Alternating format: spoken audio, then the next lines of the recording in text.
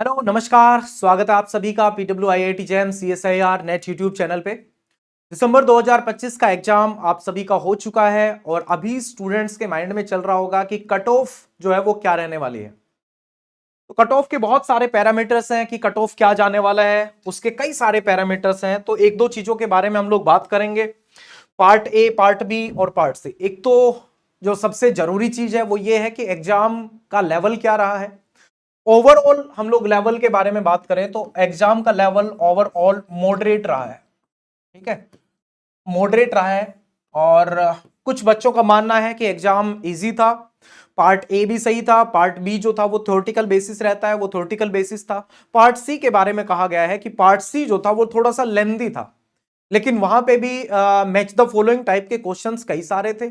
तो मतलब overall balance हो गई हैं चीजें, और बैलेंस होने के बाद ये पेपर जो है ये मॉडरेट रहा है दिसंबर 2025 का, दिसंबर 2025 का। और जो क्वेश्चंस मिले हैं, पार्ट बी के क्वेश्चंस मिले हैं मैक्सिमम। अभी क्वेश्चंस को एनालाइज किया है, उसके बेसिस पे थोड़ा सा एक ऑब्जर्वेशन मैं बताता हूं।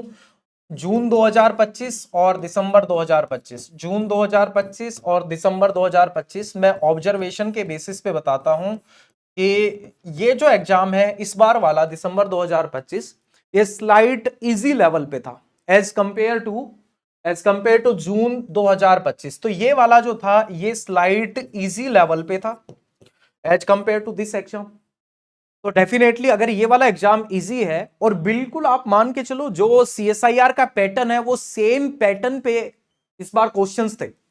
मोस्टली जो पैटर्न होता है उस सेम पैटर्न पे क्वेश्चन थे। पार्ट ए भी आसान था, आप इजीली आप ये मान के चलो 7 से 10 तक क्वेश्चन इजीली अटेम्प्ट कर सकते थे पार्ट ए में। पार्ट बी भी सही था, जो बैलेंस था क्वेश्चन का वो अच्छा था, इजी एंड पे था। मेरी जो ऑब्जर्वेशन है उसके बेसिस पे इजी एंड पे था। अगर आपने PYQ करे हैं तो PYQ भी कई सारे रिपीटेड हुए हैं, रिपीट आए हैं कई सारे PYQ, है ना। बहुत सारे PYQ हैं जो रिपीटेड थे इस बार। तो मैं यहां पे ये भी मेंशन कर रहा हूं, रिपीटेड रिपीटेड PYQ। एग्जैक्ट तो रिपीट नहीं थे, लेकिन पुराने PYQ में से ही क्वेश्चन पूछे गए थे, कई सारे क्वेश्चन थे इस बार। अब इन चीजों के बेसिस पे मैं इसको कंसिडर कर रहा हूं, दिसंबर 2025 वाले जो अभी आप एग्जाम दे करके आए हो, इसको मैं स्लाइट इजी एंड पे कंसिडर कर रहा हूं। और मैं कंपेयर कर रहा हूं जून 2025 के साथ। तो मैं बोलूंगा कि यहां जो कट ऑफ होगा उसमें +2% का इंक्रीज हो जाएगा। +2 से लेकर के 2.5% तक इंक्रीज हो जाएगा इस बार कट ऑफ में। ऐसा ही कंक्लूजन या फिर ऐसा ही थोड़ा सा प्रेडिक्शन किया था हम लोगों ने दिसंबर 2025 में, सॉरी जून 2025 में प्रेडिक्शन किया था, तो वो भी ऑलमोस्ट सिमिलर ही था जो कंसिडर किया था। अब आइए जानते हैं कि JRF का कट ऑफ क्या रहा होगा।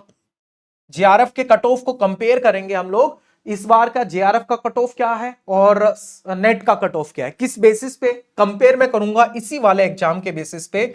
ये वाला एग्जाम थोड़ा सा जो था इससे तो मुश्किल था, उसके बेसिस पे कंपेयर करते हैं। और हमारे पास है परसेंटेज जून 2025 वाले एग्जाम की और दिसंबर 2025 वाले एग्जाम के साथ हम कंपेयर करेंगे, बोलेंगे इस बार कितना जो है परसेंटेज जा सकता है, कट ऑफ परसेंटेज। ये आपका लाइफ साइंस है यहाँ पे, है ना। ये जून 2025 का कट ऑफ है, ये JRF का कट ऑफ है, दिस वन इज JRF का कट ऑफ। और JRF अनरिजर्व्ड कैटेगरी में अगर हम परसेंटेज को बात करें तो मैं वहां पे शो कर चुका हूं। अगर नंबर के बारे में बात करें कि कितने नंबर यहां पे आपको चाहिए, तो आप मल्टीप्लाई बाय 2 कर दोगे परसेंटेज को, क्योंकि 200 नंबर का एग्जाम होता है। तो यहां पे जो ये परसेंटेज है हमारे पास, ये लगभग लगभग जो मार्क्स हैं, ये मार्क्स बनते हैं 103 के आसपास, अप्रोक्सीमेटली 103। ठीक है, इतने नंबर बनते हैं। अब एक चीज आपको यहां पे देखो, ये जो नंबर दिया है ये मिनिमम परसेंटेज है, इससे ऊपर वाले बच्चों को JRF मिला है। तो JRF जो है वो ग्रेटर देन इतने नंबर पे JRF मिला है जनरल कैटेगरी में। और यहां पे EWS में मोर देन 88 नंबर पे JRF मिला है। यहां पे जो है लगभग ये मान के चलो 78 ही मैं लिख दे रहा हूं, 77 पॉइंट समथिंग बनेगा ये, 77.5 बनेगा, लेकिन मैं इसको सॉरी 88.5 बनेगा, 88 में लिख दे रहा हूं। 37 दूनी 74 और अप्रोक्सीमेटली 75। इससे ज्यादा जिसके नंबर होंगे उसको मिलेगा जेआरएफ। कैटेगरी में मेंशन कर रहा हूं, अनरिजर्व्ड कैटेगरी, जर्नल कैटेगरी के वालों को 103 से ज्यादा जिसके मार्क्स होंगे उसको जेआरएफ मिलेगा। ईडब्ल्यूएस में 88 से जिसके ज्यादा मार्क्स होंगे उसको जेआरएफ था, और ओबीसी में 88 से जिसके ज्यादा थे उसको जेआरएफ था। एससी में मोर देन 75 जिसके मार्क्स थे उसको जेआरएफ था, ठीक है। और एसटी में 35 दूनी 70, 71, 72, मोर देन 72 जिसके थे उसका जेआरएफ था। पीडब्ल्यूडी में 50 नंबर से ज्यादा जिसके थे उसका नेट जेआरएफ ये सब था। इनका नंबर कम होता है, पीडब्ल्यूडी जो है पीडब्ल्यूडी इनका नंबर कम होता है, तो इनको हम लोग कंसिडर अभी नहीं कर रहे हैं क्योंकि नंबर कम होता है इनका। तो एक्सपेक्टेशन क्या है? एक्सपेक्टेशन ये है कि आप +5 या +4 नंबर ऐड कर दोगे। दिसंबर 2025 में आपको जेआरएफ के लिए चाहिए more than 108 number, more than 108 number चाहिए आपको। ईडब्ल्यूएस में जेआरएफ के लिए चाहिए, इसमें हम लोग 5 या 4 नंबर ऐड करेंगे तो ये 93 के आसपास जाएगा, तो 93 चाहिए आपको। परसेंटेज में बात करोगे तो आप परसेंटेज में ऐड कर लो भाई, परसेंटेज कितना होगा, मैंने 2 से लेके 2.5% ऐड किया है। आपको ओबीसी में जो परसेंटेज आपको मिलेगा ये चला जाएगा, मान के चलो मोर देन 98 के आसपास ये होना चाहिए। मुझे इस बार समझ में नहीं आया कि ये इस बार दिसंबर 2025 में, सॉरी जून 2025 में जर्नल और ओबीसी में इतना डिफरेंस क्यों आया। यूजुअली ये डिफरेंस ज्यादा नहीं आता है, लगभग 5 नंबर का आसपास डिफरेंस रहता है, और 5 से 10 नंबर का डिफरेंस रहता है, तो 10 नंबर मैं कंसिडर करके चलता हूं कि ओबीसी में आपको मोर देन 98 मार्क्स चाहिए, ठीक है। बाकी आप इसमें एड ऑन कर दो, आपको यहां मोर देन 80 चाहिए, आपको यहां पे मोर देन 78 चाहिए, तो आपका होगा जेआरएफ, ठीक है। ये मार्क्स है more than 108, more than 93, more than 98, more than 80, तो आपका जेआरएफ होगा। नेट के बारे में बात करें, ये नंबर जो है वो एग्जाम के लेवल के बेसिस पे बढ़ भी सकता है। 110 से ऊपर जिसका जर्नल में होगा उसका जेआरएफ होगा। क्यों बढ़ सकता है? क्योंकि पार्ट सी के बारे में अभी हमारे पास बहुत ज्यादा जानकारी नहीं है, पार्ट ए और पार्ट बी के बारे में इंफॉर्मेशन मिली है, उसी के बेसिस पे ये चीजें हैं। मुझे लगता है मेरा जो कंसिडरेशन है और मेरा जो ऑब्जर्वेशन है उसके हिसाब से ये कम नहीं हो सकता, ये ज्यादा ही हो सकता है। इससे आपको ज्यादा चाहिए, +-1 और 2 इधर उधर हो सकता है, बस ये इतने नंबर चाहिए आपको जेआरएफ के लिए। और अपनी कैटेगरी देख लो, more than this, more than this. और अगर हम लोग बात करें नेट की, तो हम लोग नेट और इसके बारे में ही बात कर लेते हैं, जेआरएफ के बारे में।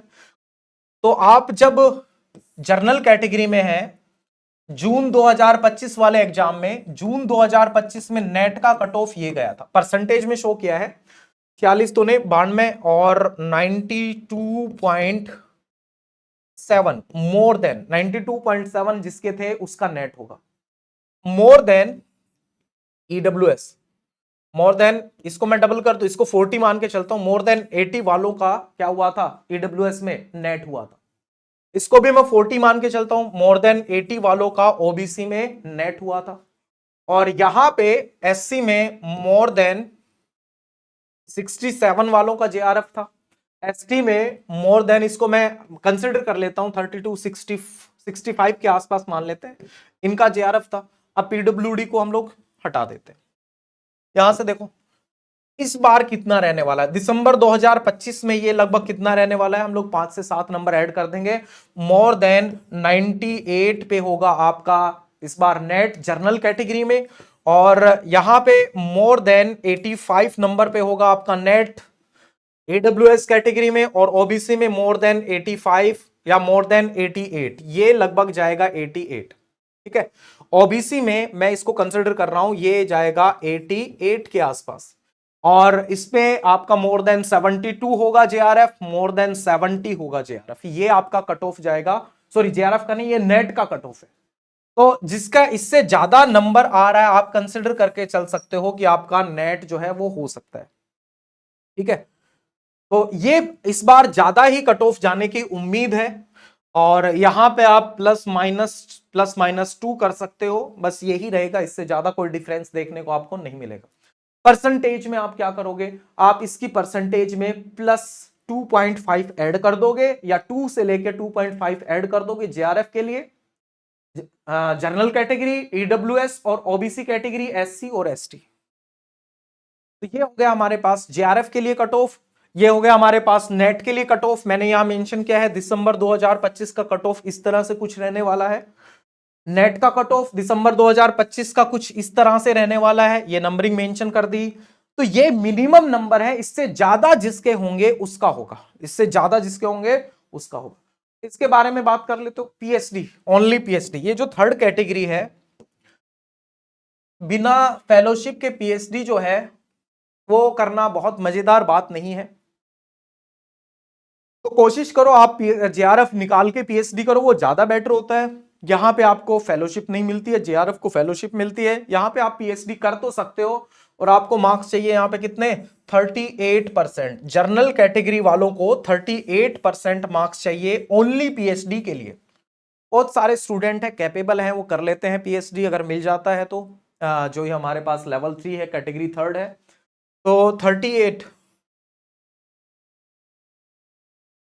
ठीक है। ये हमारे पास कितना जाएगा, 35 दूनी 70, 3 दूनी 6, 76, 77 के आसपास। मोर देन 77 होगा जर्नल कैटेगरी में तो आपको थर्ड कैटेगरी मिल जाएगा। 33 दूनी 66, ठीक है। और मोर देन 71 होगा तो आपको ये मिल जाएगा। और ओबीसी, ओबीसी में 66, और इसमें ऐड ऑन कर दे रहा हूं मैं, ये लगभग लगभग 74 होना चाहिए ओबीसी में। इससे ज्यादा होगा तो आपको मिलेगा, क्या बोलते हैं, पीएचडी मिल जाएगा। और एससी में 27 दूनी 54 और एक 55, ठीक है। 55 और 5 60, 60 के आसपास आपको मिलेगा ओनली पीएचडी। 25 दूनी 50 और 51, 51, 51 में आप लोग ऐड कर दो कितना, 51 में 5 ऐड कर दोगे तो मोर देन 56 और 57 के आसपास आपको मिल जाएगा यहाँ पे एसटी कैटेगरी में, थर्ड कैटेगरी में। लेकिन मेरा कंसिडरेशन ये है कि अगर आपको कैटेगरी थर्ड मिलता है और आप कैपेबल हो तो आप कर सकते हो, लेकिन अवॉइड करो। जेआरएफ के बिना पीएचडी करना मजेदार बात नहीं है, तो आप जेआरएफ लेके पीएचडी करो, वो ज्यादा इंपॉर्टेंट है, वो ज्यादा जरूरी है। आपको 5 साल तक फेलोशिप मिलेगा, आप फाइनेंशियली इंडिपेंडेंट रहेंगे, किसी पे निर्भर नहीं रहेंगे आप। इसलिए जेआरएफ लेकर के पीएचडी करो, वो मजेदार चीज है। तो होपफुली ये कितना था भाई, 54, 55 और 60, ये था 60। ये ग्रेटर देन 7, ग्रेटर देन है हमारे पास 60, ठीक है, ग्रेटर देन 60। तो होपफुली जो है आपको, आप अच्छा करके आए होंगे एग्जाम, क्योंकि एग्जाम बहुत मुश्किल नहीं था, आप अच्छा करके आए होंगे। और मैक्सिमम स्टूडेंट लाइक कर रहे होंगे, जिन्होंने अच्छी तैयारी की होगी वो डेफिनेटली निकाल लेंगे जेआरएफ, क्योंकि इस बार लेवल भी अच्छा था। लेवल मतलब अच्छा in the sense of easy था, मुश्किल नहीं था, लेवल इजी था। और दूसरा पैटर्न जो है वो काफी अच्छा पैटर्न था। अच्छा इन द सेंस ऑफ जैसा यूजुअल सीएसआईआर का पैटर्न होता है, ज्यादातर टाइम पे जो पैटर्न होता है वैसा ही पैटर्न आपको देखने को मिला। पीवाईक्यूज रिपीटेड थे, रिपीटेड इन द सेंस कि पीवाईक्यू जिन टॉपिक से पिछली बार पीवाईक्यू पूछे गए थे उन टॉपिक से बहुत सारे क्वेश्चंस आए हैं, मिलते जुलते से क्वेश्चन आए हैं। So wish you all the very best, आप सभी को शुभकामनाएं ढेर सारी कि बहुत सारे बच्चों का जेआरएफ निकले, अच्छी रैंक आए, नेट में अच्छी रैंक आए और वो अच्छी अच्छी जगह पे पीएचडी करें, जहां पे उनका जो है ड्रीम है कि यहां पे पीएचडी करना है। तो तब तक आपको लगता है कि आपने 110 नंबर से ज्यादा ऑब्टेन आप कर लोगे, आ जाएंगे, तो आप अपना जो है सर्च करना शुरू कर दो, इंस्टीट्यूट अपने गाइड सर्च करना शुरू कर दो और साथ में इंटरव्यू की तैयारियां भी करना शुरू कर दो। क्योंकि आप पीएचडी करोगे तो वहां पे जाओगे, आपका इंटरव्यू होगा, कुछ जगह पे आपका टेस्ट भी हो सकता है छोटा सा, तो आप अब उस पे काम करना शुरू कर दो। अपना इंस्टीट्यूट, अपने गाइड और अपना रिसर्च एरिया, कि आप किस एरिया जो है, कौन सा रिसर्च एरिया प्रीफर करोगे रिसर्च करने के लिए, जिसको लग रहा है कि जेआरएफ आ जाएगा, तो आप इन सब चीजों पे काम करो। तो all the very best again, thank you very much.